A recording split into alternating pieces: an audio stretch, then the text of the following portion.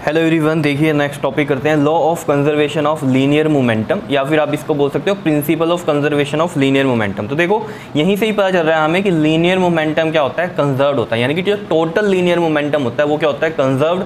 Conserved का मतलब क्या है कि कांस्टेंट रहता है, यानी कि वो चेंज नहीं होता। समझ रहे हो? यानी कि चेंज इन मोमेंटम क्या होता है, जीरो। देखो कोई चीज़ अगर हम कांस्टेंट बोल रहे हैं, कांस्टेंट का मतलब क्या है कि वो चेंज नहीं हो रही है। ये कांस्टेंट का तो यही मतलब है ना कि सेम है, और सेम का मतलब क्या है कि कांस्टेंट है।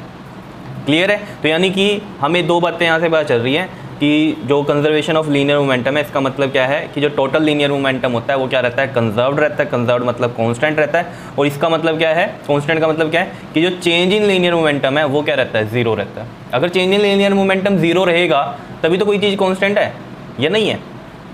समझ रहे हो इस चीज़ को? तो ठीक है, तो यही चीज़ लिख रखी है कि this law states that when no external force act on a system, जब कोई एक्सटर्नल फोर्स एक्ट नहीं करती सिस्टम में। अब सिस्टम में यहाँ कौन सा है, मतलब कि आइसोलेटेड सिस्टम है ये। आइसोलेटेड सिस्टम का मतलब क्या होता है कि जैसे हम कहें कि आइसोलेटेड सिस्टम की बात हो रही है, जैसे आपने देखी होंगी कुछ बॉटल्स होती हैं जिनमें आप ठंडा पानी डाल दो वो ठंडा ही रहता है थोड़े टाइम तक, या नहीं? तो वो क्या है, एक आइसोलेटेड सिस्टम है कि बाहर के टेम्परेचर का अंदर कोई इफेक्ट नहीं पड़ रहा। अगर आपने ठंडा पानी डाला है तो ठंडा ही रहता है, या गर्म डाला है तो गर्म ही रहता है। वो अलग बात है कि उसकी कुछ रेंज होती है 8 आवर्स की या 10 आवर्स की, वो नहीं हम बात करें। हम बात करें कि यानी कि जो पर्टिकुलर टाइम पीरियड है उसमें क्या हुआ है, उस बोतल में क्या रहा है, पानी गर्म है तो गर्म रहा है, और अगर ठंडा है तो ठंडा ही रहा है। तो ये क्या है, एक आइसोलेटेड सिस्टम है। तो वैसे ही हम यहाँ पर बात कर रहे हैं कि जहाँ कोई एक्सटर्नल फोर्स एक्ट नहीं कर रही सिस्टम पे, मतलब कोई एक्सटर्नल फोर्स एक्ट नहीं करने का मतलब क्या है कि सिस्टम क्या है, एक आइसोलेटेड है। आइसोलेटेड सिस्टम में क्या होता है, बाहर की फोर्सेज एक्ट नहीं करती। क्लियर है? ये मतलब समझना आपने, जहाँ पर भी आ जाए व्हेन नो एक्सटर्नल फोर्स आएगा यहाँ पर लिख लेना force act on a system, यानी कि क्या है, आइसोलेटेड सिस्टम है। तो ये जो लाइन है ना, no external force act on a system का मतलब क्या है, आइसोलेटेड सिस्टम है। क्या है? Isolated system. क्लियर है? तो जब आइसोलेटेड सिस्टम है तो जो टोटल लीनियर मोमेंटम है वो क्या हो जाता है, कंजर्व्ड, मतलब कांस्टेंट रहता है। इसका मतलब क्या है कि चेंज इन मोमेंटम क्या रहता है, जीरो रहता है। क्योंकि अगर कोई चीज़ चेंज हो रही है, चेंज इन मोमेंटम हो रहा है, तो फिर वो कांस्टेंट का है, वो तो चेंज होता जा रहा है। अगर कोई चीज़ हम कांस्टेंट कह रहे हैं तो उसका चेंज क्या है, जीरो है। ये चीज़ आपको समझनी है, बार बार बोल रहा हूँ। ठीक है? अब जो यहाँ पर वर्ड आया था ना, total linear momentum, total linear momentum का मतलब क्या है कि the total linear momentum is the vector sum of linear momentum of all the particles of the system. जितने भी सिस्टम में पार्टिकल्स हैं उनका इंडिविजुअल जो लीनियर मोमेंटम है उसका वेक्टर सम क्या होता है, हमारा टोटल लीनियर मोमेंटम होता है। ये भी आपको पता चलेगा। वेक्टर सम क्यों कह रहे हैं, क्योंकि इसमें वेलोसिटी भी आती है। मोमेंटम का फॉर्मूला क्या होता है, क्योंकि mv, और इसमें क्या होती है, वेलोसिटी होती है। अगर वेलोसिटी है तो इसकी डायरेक्शन होगी, समझ रहे हो? तो डायरेक्शन के अकॉर्डिंग फिर प्लस माइनस चलता है, इसलिए बोला वेक्टर सम, क्योंकि वेक्टर में डायरेक्शन वाइज ही आपकी प्लस माइनस होता है। क्लियर? और ये हमारे पास वेक्टर ही होगा बिकॉज ये वेक्टर। देखो ना, इस चीज़ को ऐसे समझो जैसे ये एक इस तरफ जा रहा है, ये इस तरफ जा रहा है। ठीक है ना? इसमें वेलोसिटी क्या है, मान लीजिए जो v1 मानी हमने इस तरफ है और v2 इस तरफ है। तो ये आपको पता है ना, ये माइनस में रहेगी और ये प्लस में रहेगी। मान लो इक्वल है, तो v2 अगर प्लस में है तो v1 माइनस में लो, क्योंकि अपोजिट डायरेक्शन है। इस वजह से हमने वेक्टर सम की बात करी है। क्लियर है इतनी बात या नहीं? चलो आगे समझेंगे इसको धीरे धीरे। अब बात करते हैं कि ये जो कंजर्वेशन ऑफ लीनियर मोमेंटम है ये हम ड्राइव कर सकते हैं सेकेंड लॉ ऑफ मोशन से भी, न्यूटन के, और थर्ड लॉ ऑफ मोशन से भी। ठीक है? वो कैसे, देखो अब इतनी तो बात समझ में आ गई, हमें क्या प्रूव करना है कि जो टोटल लीनियर मोमेंटम है वो क्या रहता है, कांस्टेंट होता है, यानी कि चेंज इन मोमेंटम क्या रहता है, जीरो रहता है। ठीक है? तो drive from the Newton second law, इसमें हमने क्या किया, कंसीडर कर लिया एक आइसोलेटेड सिस्टम। आइसोलेटेड सिस्टम में क्या होती है, एक्सटर्नल फोर्स एक्ट नहीं करती। For n particles having mass m1 m2 up to mn कर लिया हमने, और वेलोसिटी मान ली v1 v2 vn, यानी कि जो मास 1 वाला पार्टिकल है उसकी वेलोसिटी v1 है, मास 2 वाला पार्टिकल है उसकी वेलोसिटी v2 है, एंड मास n नंबर तक ले लिया हमने। इसको हम 10 भी ले सकते हैं, 12 भी ले सकते हैं, जो मन करे उतने पार्टिकल ले सकते हैं। हमने n पार्टिकल्स का ले लिया यहाँ पर। क्लियर है इतनी बात? इसमें कोई परेशानी? ठीक है? अब यहाँ पर हम बात करेंगे कि जो टोटल लीनियर मोमेंटम होगा, लीनियर मोमेंटम वो क्या होगा, टोटल लीनियर मोमेंटम जो होगा हमारे पास वो क्या होगा, p वेक्टर से हम उसे लिखते हैं। ठीक है? अब देखो p1 का होगा हमारे पास, p2 होगा प्लस p3 अप टू, हमने जो ये बात बोली थी टोटल लीनियर मोमेंटम क्या होता है, vector sum of the linear momentum of all the particles. तो फर्स्ट पार्टिकल का बताओ जरा क्या होगा लीनियर मोमेंटम, हमें पता है mv से लिखते हैं हम इसको, तो m1 v1 हो जाएगा, प्लस में m2 v2 and up to क्या हो जाएगा, m3 vn हो जाएगा, n पार्टिकल्स तक अगर हम ले रहे हैं। ठीक है? ये तो बात समझ में आ रही है ना? ठीक है? और यहाँ पर हमने सब ये प्लस में क्यों ले लिए हैं, क्योंकि हमने माना कि ये सब एक ही डायरेक्शन में है। ठीक है? नहीं तो वेक्टर सम में तो अगर अपोजिट में होगा तो यहाँ किसी में माइनस भी आ सकता था। ठीक है? तो यानी कि यहाँ से हमारे पास, और ये सब भी क्या है, वेक्टर ही है, ऑब्वियसली बात है, v1 v2 और ये vn तक वेक्टर ही है, ठीक है। लगाओ या ना लगाओ, ये अंडरस्टूड है आपको, ठीक। तो ये वाला क्या है हमारे पास, p1 लीनियर मोमेंटम है और ये वाला p2 लीनियर मोमेंटम है, अप टू ये pn लीनियर मोमेंटम है। क्या इतनी बात क्लियर है या नहीं है, बताओ, इसमें कोई दिक्कत? अब देखो जो न्यूटन का सेकंड लॉ है वो क्या कहता है, according to Newton second law, क्योंकि हमें तो यही इसी से ही प्रूफ करना है, ये न्यूटन सेकंड लॉ हमें पता है, वो क्या कहता है कि जो फोर्स है वो डायरेक्ट प्रोपोर्शनल होती है किसके, rate of change of linear momentum के। ये चीज़ पता है आपको? इसमें आप कहोगे कि ये तो डायरेक्टली प्रोपोर्शनल होता था, आपने ये क्या किया, मान लो डायरेक्टली प्रोपोर्शनल का साइन हटा के हमने यहाँ पर क्या किया, कांस्टेंट लगा दिया कोई, ठीक है, और इसकी वैल्यू हमने कंसीडर क्या कर ली, 1 कंसीडर कर ली, तब इस तरीके से लिख रहे हैं। तो इसमें कोई परेशान होने की ज़रूरत नहीं है कि ये कैसे लिख दिया हमने इक्वल टू में, ठीक है, कई बच्चों को रहती है कन्फ्यूजन, ठीक। अब देखो आइसोलेटेड सिस्टम लिया था हमने, आइसोलेटेड सिस्टम में नेट एक्सटर्नल फोर्स क्या रहती है, 0। तो हम यहाँ लिखते हैं फॉर आइसोलेटेड सिस्टम F क्या हो जाती है, 0 हो जाती है, ठीक है। तो अगर F 0 है तो यहाँ पर ये F को हम 0 पुट करेंगे और ये क्या आ गया, dp/dt आ गया। अब देखो ये dp/dt 0 आ रहा है, अब इसका मतलब क्या हुआ, अगर F यहाँ 0 है तो dp/dt क्या है हमारे पास, 0 है ना, इसको ऐसे भी लिख सकते हो, dp/dt क्या है, 0 है। अब खुद याद करो आप, किसी चीज़ की डिफ्रेंशिएशन 0 कब होती है, जब कोई कांस्टेंट है, कांस्टेंट की डिफ्रेंशिएशन क्या होती है, 0 होती है। जैसे एग्जांपल लो, जैसे 4t² प्लस में 3 करना है हमें, ठीक है, और इसकी हमें डिफ्रेंशिएशन करनी है तो क्या बनती है, 2 4 8 और एक पावर कम हो जाती है तो 8t आया। लेकिन कांस्टेंट की डिफ्रेंशिएशन यहाँ क्या हो जाती थी, 0 हो जाती थी। मतलब इसको मैं अगर ऐसे लिखता d/dt ऑफ 3 तो ये क्या होता है, 0। यानी कि जो कांस्टेंट वैल्यू होती है उसकी डिफरेंशिएशन या डेरिवेटिव जो होता है उसका क्या होता है, 0 होता है, ये हमें पता है। तो यहाँ से हमें एक चीज़ पता चल गई कि ये जो p है ये क्या है, कांस्टेंट है या नहीं है।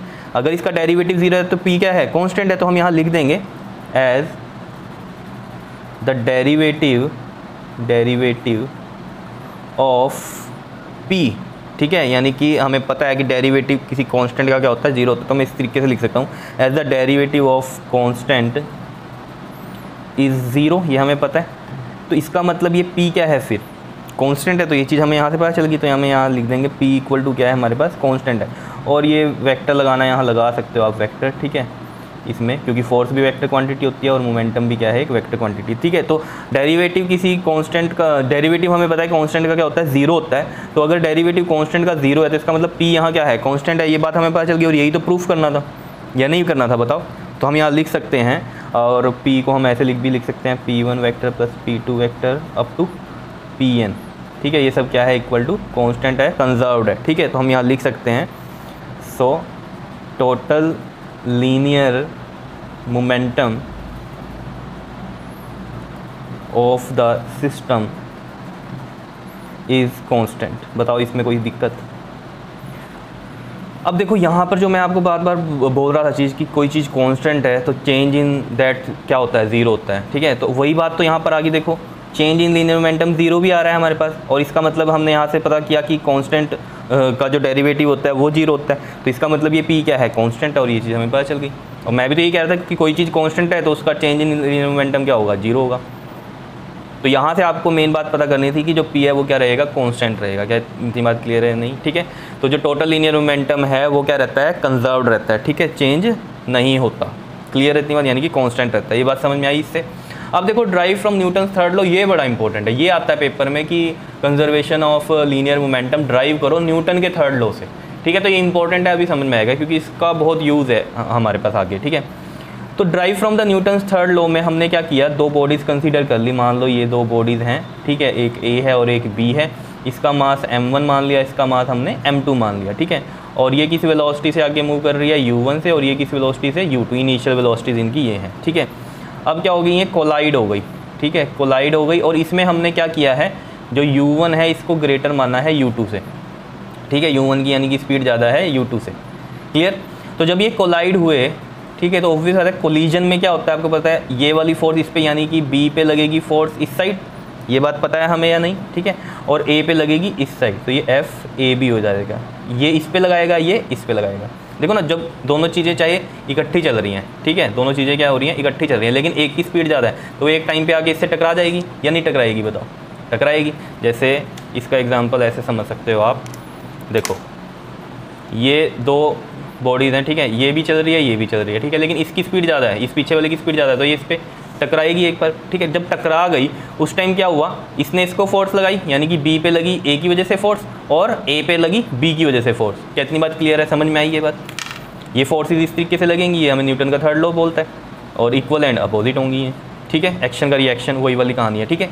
लेकिन इसमें होगा क्या, इसका ये फोर्स इधर लगा रहा है, ये फोर्स इधर लगा, इसका मतलब ये नहीं है कि ये इधर चला गया, बात को समझो, ये दोनों किसी डायरेक्शन में चल रहे हैं, इसी डायरेक्शन में चल रहे हैं। आफ्टर कोलिजन जब देखा, कोलिजन के बाद जब देखा बी को और ए को, तो ये इस डायरेक्शन में था और ये भी इसी डायरेक्शन में था। इसकी जो वेलोसिटी थी वो v1 हो गई और इसकी वेलोसिटी क्या होगी, v2 हो गई फाइनल। मास हमें पता है m1 है और इसका m2 है। ऐसा क्यों हुआ, देखो ना, आप खुद सोचो, अगर ये सेम वेलोसिटी से आ रहे होते अपोजिट साइड, ऐसे ऐसे आ रहे होते, ठीक, फिर ये ऐसे जाते, वो केस हमने कंसीडर क्यों नहीं किया, क्योंकि हम सेम डायरेक्शन वाला कंसीडर करना चाहते हैं। इनिशियली जो डायरेक्शन है दोनों बॉडीज़ की और फाइनली जो डायरेक्शन है बॉडीज़ की, हम वो कंसीडर करना चाहते हैं, तो हमने ये वाला केस लिया कि इसकी वेलोसिटी क्या है, ज़्यादा है और दोनों सेम डायरेक्शन में मूव कर रहे हैं। तो जब ये ऐसे करेंगे तो ये और आगे चला जाएगा, देखो ऐसे ये चल रहा है, ये इससे कोलाइड हुआ तो ये और आगे चला गया, लेकिन ये भी इसके पीछे ही रहेगा, फोर्स लग गई अब इक्वल और अपोजिट, ठीक है बात। लेकिन इसकी वेलोसिटी ज़्यादा थी तो ऑब्वियस बात है डायरेक्शन यही रहेगी इसकी, इसने इसको टक्कर मारी, ये आगे पहुँच गया और ये इसके पीछे, चाहे इसकी वेलोसिटी अब कम हो जाए वो अलग बात है। क्या इतनी बात समझ में आ रही है या नहीं, बताओ, कोई इसमें परेशानी नहीं है तो बताओ, क्योंकि बच्चों को ये कन्फ्यूजन रहती है, ये इसी डायरेक्शन में कैसे चले गए, फोर्स तो इधर लग रही है तो इधर जाना चाहिए था, क्योंकि u1 ज़्यादा था ना, u1 ज़्यादा था, ठीक है, फोर्सेस तो इक्वल लग गई इनके ऊपर, लेकिन u1 ज़्यादा था, उसकी वजह से दोनों की डायरेक्शन यही है, समझ रहे हो। ये अलग बात है कि ये धीरे हो गया होगा, वो अलग कहानी है, समझ रहे हो, क्योंकि फोर्सेस इक्वल लगी हैं तो इसने तो इसको और बढ़ा दिया, वेलोसिटी जो मान लीजिए इसकी थी वो वाली इसमें आ गई, ठीक है, और इसकी कम हो गई, समझ रहे हो, इस तरीके से आप समझ सकते हो। तो मेन बात आपको ये समझनी है कि इसमें हमने कंसीडरेशन क्या किया है कि जो पहले हमारे पास डायरेक्शन थी वही बाद में लिया, क्योंकि हमें पता है ना वेक्टर सम होता है लीनियर मोमेंटम, तो हम डायरेक्शन सेम रखिए ताकि हमारा जो है ईजिली ड्राइव हो जाए, ठीक है, प्लस माइनस का चक्कर ना पड़े। तो यही चीज़ें लिख रखी हैं इसमें, consider two bodies A and B of mass m1 m2 moving in the same direction with velocity u1 and u2, same direction में जा रहे हैं, and u1 is greater than u2, ये हमने मान लिया था पहले ही, and they collide for time delta t। अब डेल्टा टाइम के t के लिए यहाँ क्या होगा, ये कोलाइड हो, ऑब्वियस बात है, कुछ बहुत ही जो टाइम होगा, चेंज जो होगा वो ज़्यादा नहीं होगा, इसमें ये आया और ऐसे टकराया ऐसे, ये चीज़, ठीक है ना। तो ये क्या होता है, एक शॉर्ट टाइम के लिए जब चीज़ें टकराती हैं या फोर्स लगती है उसे क्या बोलते हैं, हम इम्पल्स बोलते हैं, क्या बोलते हैं, इम्पल्स बोलते हैं। क्लियर है इतनी बात। And after collision there velocities भी v1 एंड v2, क्या इतनी बात क्लियर है या नहीं है, ठीक है। तो मैं यहाँ पर लिख देता हूँ, ये क्या है हमारे पास, बिफोर कोलिजन, ठीक है, और ये क्या है ड्यूरिंग कोलिजन की कंडीशन, और ये क्या है आफ्टर कोलिजन की कंडीशन है, या नहीं बताओ, ठीक है। अब देखो, जो हमें law of conservation of linear momentum से पता है, उसमें क्या पता है कि जो मोमेंटम है वो कांस्टेंट रहता है। अब इस केस में हमें ये चीज़ बहुत तरीके से समझ में आएगी कि लीनियर मोमेंटम क्या है, कांस्टेंट है, टोटल लीनियर मोमेंटम। वो कैसे, कि जो बिफोर कोलिजन उसका लीनियर मोमेंटम था वो ही इक्वल है किसके, आफ्टर कोलिजन, समझ, टोटल लीनियर मोमेंटम जो बिफोर कोलिजन है वही आफ्टर कोलिजन के बाद है। क्या इतनी बात क्लियर है या नहीं है, बताओ, समझ में आ रही है बात। ये चीज़ हम प्रूफ करेंगे यहाँ पर कि टोटल लीनियर मोमेंटम क्या है, कांस्टेंट है। कांस्टेंट कैसे है, क्योंकि चेंज ही नहीं हुआ, चेंज क्यों नहीं हुआ, क्योंकि बिफोर कोलिजन ये है और आफ्टर कोलिजन जो है वो सेम है। यही चीज़ हमें प्रूफ करनी है यहाँ पर, बताओ कोई दिक्कत इसमें। तो इसमें हम बात करेंगे कि according to Newton's third law क्या कहता है हमें, न्यूटन्स थर्ड लॉ क्या कहता है, जल्दी से बताओ।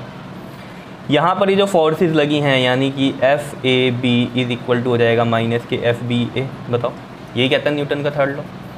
और इम्पल्स अगर हम इसमें निकाल लें, ठीक है, इम्पल्स ऑन जो लगी ए पर बी की वजह से, वो क्या होगी, फोर्स ए बी, ठीक है, एंड मल्टीप्लाई में डेल्टा टी।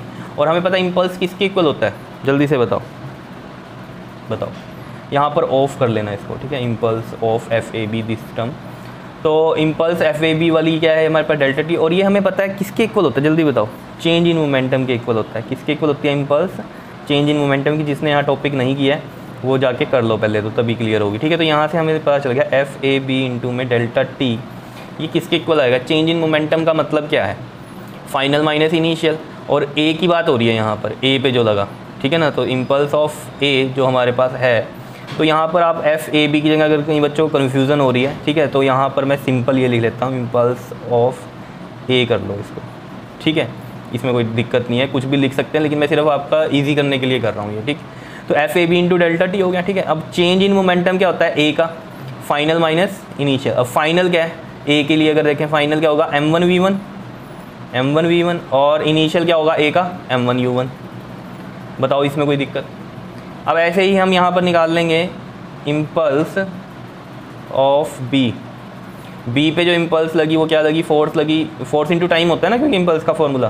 तो एफ बी ए इंटू में डेल्टा टी क्या है हमारा जो शॉर्ट टाइम है, इंटू में अब इक्वल टू में ये भी क्या होगा, चेंज इन मोमेंटम होगा। तो चेंज इन मोमेंटम बताओ ज़रा, यहाँ पर क्या होगा बी के लिए final minus initial, final momentum क्या है इसका m2 v2 और इनिशियल मोमेंटम क्यों कह रहे हैं बिफोर कोलिजन इनिशियल की कंडीशन है, आफ्टर कोलिजन किसकी कंडीशन है, फाइनल की कंडीशन है, ठीक है।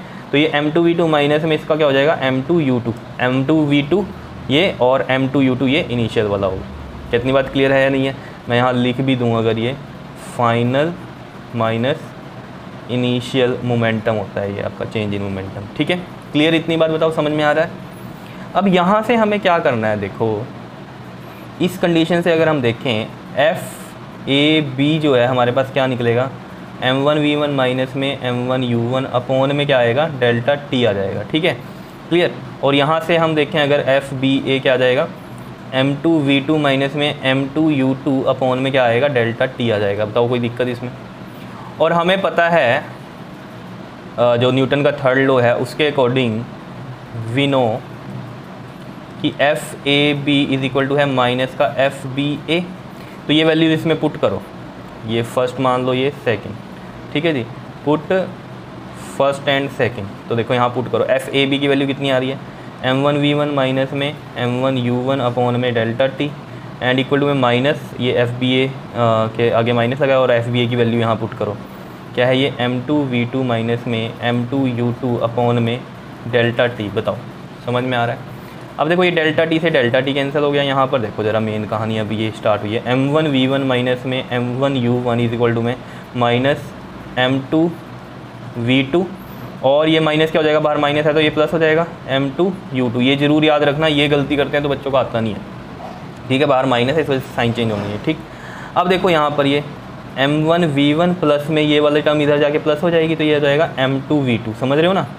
ये माइनस वाली टर्म है ना, इसको हम इधर ले आए और यहाँ से m1 u1 वाला माइनस वाला इधर प्लस हो जाएगा तो m1 u1 ये प्लस का बन गया एंड ये प्लस में क्या है m2 u2। तो अब सिस्टम का देखो, सिस्टम का final momentum is equal to क्या है इनिशियल मोमेंटम। तो मोमेंटम क्या है कंजर्व्ड है क्या नहीं, समझ रहे हो पूरे सिस्टम का, यानी कि जो फाइनल मोमेंटम है वो इक्वल है किसके इनिशियल मोमेंटम के। यानी कि हम इसमें कह सकते हैं before collision is equal to after collision या फिर after collision is equal to में बिफोर कोलिजन का क्या है हमारे पास मोमेंटम है, ठीक है। तो मैं इसको ऐसे लिख दूँ, देखो ये वाला हमारे पास मोमेंटम है m1 u1 प्लस में m2 u2 ऐसे लिख दूँ और इसको मैं m1 v मतलब ये पूरी टर्म इधर ले आया, ये पूरी टर्म इधर ले आया, इस तरीके से लिख सकते हैं ना। बताओ किसी को ये कन्फ्यूज़न तो नहीं है अब कि ये माइनस में क्यों नहीं लेके गए, इधर लेके गए, इसको भी माइनस में। अगर पूरी टर्म आप पलट रहे हो इक्वल टू से तो आप बिना साइन हो के भी उसको लिख सकते हो क्योंकि बाद में भी वही आना है। आप इधर इसको माइनस माइनस में ले आओ, इधर इसको माइनस माइनस में ले आओ, फिर कॉमन लो माइनस माइनस से माइनस कट जाएगा, आएगा यही। तो आप डायरेक्ट याद रखना इस चीज़ को, ठीक है। तो यहाँ पर ये जो मोमेंटम है ये क्या है बिफोर कोलिजन है, बिकॉज यहाँ पर m1 u1 और m2 u2 कंबाइंड की, क्योंकि सिस्टम की हम तभी बात कर रहे थे, बार बार बात कर रहे थे ना एक सिस्टम की, जो यहाँ पर बोल दी थी बात कि no external force act on a system. तो बाहरी कोई फोर्स एक्ट नहीं कर रही यहाँ पर, ठीक है, तब की बात हो रही है क्योंकि आइसोलेटेड सिस्टम है, जो है इनका अपना ही है, ठीक है। अब यहाँ पर जो हमने बात करी कि बिफोर कोलिजन का ये आ गया m1 u1 plus m2 u2 ये चीज़, और आफ्टर कोलिजन ये बन रहा है। आफ्टर देख लो, बिफोर कोलिजन यहाँ यही बनता m1 u1 प्लस में m2 u2 और आफ्टर कोलिजन क्या बनता m1 v1 प्लस में m2 v2। तो मतलब क्या है, ये क्या है इक्वल है इसके, तो इसका मतलब मोमेंटम क्या है कंजर्व्ड है, कांस्टेंट है, चेंज ही नहीं हुआ। जो मोमेंटम बिफोर कोलिजन है वही मोमेंटम क्या है आफ्टर कोलिजन है। क्या इतनी बात क्लियर है या नहीं है। अब कई बच्चों को कन्फ्यूजन ये रहती है कि ये वाला फाइनल मोमेंटम जो होगा जैसे m1 v1 is equal to में क्या m1 u1 होगा, ये सोचते हैं बच्चे कई बार कि अलग अलग अगर हम कंसीडर करें तो फिर तो चेंज इन जो मोमेंटम यहाँ हमने किया m1 v1 माइनस में m1 u1 ये तो जीरो हो जाएगा। ये मतलब आप समझोगे या नहीं। तो आपको क्या समझना है कि पूरे सिस्टम का मोमेंटम क्या है, सिस्टम का ये है पूरा बिफोर कोलिजन और आफ्टर कोलिजन, तो ये क्या है इसके इक्वल है, यानी कि बिफोर कोलिजन जो मोमेंटम है वही आफ्टर कोलिजन होगा मोमेंटम के, लेकिन कौन सा होगा जल्दी से बताओ, पूरे सिस्टम का, पूरी इन दो बॉडीज़ का, इन दो बॉडीज़ का, ये चीज़ याद रखनी है आपको। तो बिफोर कोलिजन, आफ्टर कोलिजन क्या रहेगा मोमेंटम, इक्वल रहेगा। इक्वल का मतलब क्या है, कांस्टेंट है, यानी कि कुछ भी चेंज नहीं हो रहा है। तो यही तो बात थी इसमें, या नहीं थी? यही तो हमें जो था law of conservation of momentum क्या बताता है, यही तो बताता है कि जो टोटल लीनियर मोमेंटम है वो क्या रहता है, कांस्टेंट। और यहाँ पर भी कांस्टेंट ही है, क्यों? क्योंकि जो बिफोर कोलिजन है मोमेंटम वही आफ्टर कोलिजन का मोमेंटम है। तो इसका मतलब क्या है, ये कांस्टेंट है। क्या इतनी बात क्लियर है या नहीं है, बताओ? समझ में आई चीज़? ठीक है, तो हम इसको लिख भी सकते हैं किस तरीके से, देखो यहाँ लिखते हैं हम, टोटल लीनियर मोमेंटम, ये कौन सा है, बिफोर कोलिजन, वो इक्वल होगा किसके, total linear momentum after collision. तो इसका मतलब क्या है, कुछ भी चेंज नहीं हो रहा है। इसका मतलब क्या है, मोमेंटम क्या रहता है, कांस्टेंट रहता है, कंजर्व्ड रहता है। बिफोर कोलिजन जो मोमेंटम है वही इक्वल है किसके, आफ्टर द कोलिजन। ठीक है, जबकि आफ्टर कोलिजन में क्या आप सोचते हो कि चेंज होना चाहिए था शायद, ठीक है ना, कि कोलिजन जब हुआ फिर उसके बाद उनका मोमेंटम चेंज हुआ, यही आप सोच सकते हो। लेकिन हम क्या बात कर रहे हैं कि जो भी यहाँ बिफोर कोलिजन इस पूरे सिस्टम का था मोमेंटम, जो भी ऐड उड करके आएगा वही क्या है, आफ्टर कोलिजन का पूरे सिस्टम का मोमेंटम होगा। क्या इतनी बात क्लियर है या नहीं है, बताओ? समझ में आ रही है बात? तो यही तो हमें बता रहा था क्या, law of conservation of linear momentum. तो हम यहाँ लिख सकते हैं कि न्यूटन के थर्ड लॉ से हमने ये प्रूफ किया है, तो ये लिख देते हैं हम, this proves the law of conservation of linear momentum. बताओ समझ में आ रहा है? बिल्कुल ईजी बात समझनी है आपको। क्या टोटल लीनियर मोमेंटम क्या रहता है, कंजर्व्ड रहता है, यानी कि कांस्टेंट रहता है। कांस्टेंट का मतलब क्या है, चेंज इन मोमेंटम क्या होगा, यानी कि ज़ीरो। जैसे कि हमने यहाँ पर भी देखा चेंज इन मोमेंटम ज़ीरो, ठीक है। और जैसे इस केस में भी हमने बात करी कि चेंज इन मोमेंटम क्या है, ज़ीरो ही है, क्योंकि आफ्टर कोलिजन का और बिफोर कोलिजन का जो मोमेंटम है वो सेम है। तो यानी कि कुछ चेंज हुआ ही नहीं है। समझ रहे हो बात को या नहीं? ठीक है, तो ये था आपके पास law of conservation of linear momentum. Clear? Okay, thank you.